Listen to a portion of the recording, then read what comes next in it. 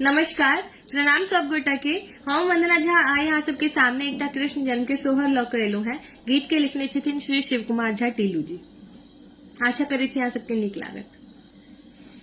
देवकी के कोई सजन माला कृष्ण कन्हैया रे आहे। देवकी के कोई सजन माला कृष्ण कन्हैया रे। ललनर विधि के लिखल संजोग यशोदा भेली मैया रे। ललनर विधि के लिखल संजोग यशोदा भेली मैया रे।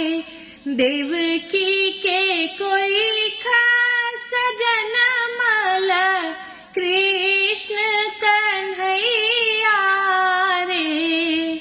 ललनर विधि के लिखल संजोग यशोदा भेली मैया रे।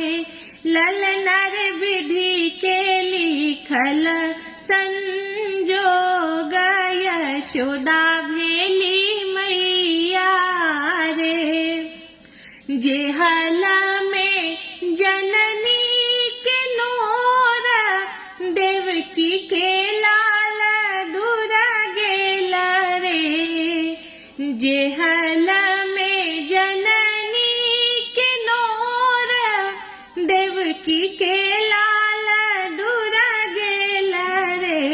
ललनर सोची का के लथी संतोख नन्ना के प्राण बच गेल रे। ललनर सोची का के लथी संतोख नन्ना के प्राण बच गेल रे। पुलकित नंद दुआरी जन्म लेला बालक रे आहे। पुलकित नंद दुआरी जन्म लेला बालक रे। ललनर देखू सखी रूप निहारी देखती मैया पलक रे। ललनर देखू सखी रूप निहारी देखती मैया पलक रे। सुनु सुनु माए यशोदा जी बहु पूत तोहर रे आहे। सुनु सुनु माए यशोदा जी बहु पूत तोहर रे। ललनर पलना में डोलती कन्हैया चल शिव सोहर रे। ललनर पलना में डोलती कन्हैया चल शिव सोहर रे।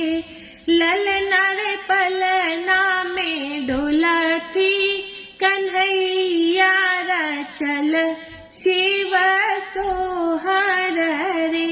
धन्यवाद।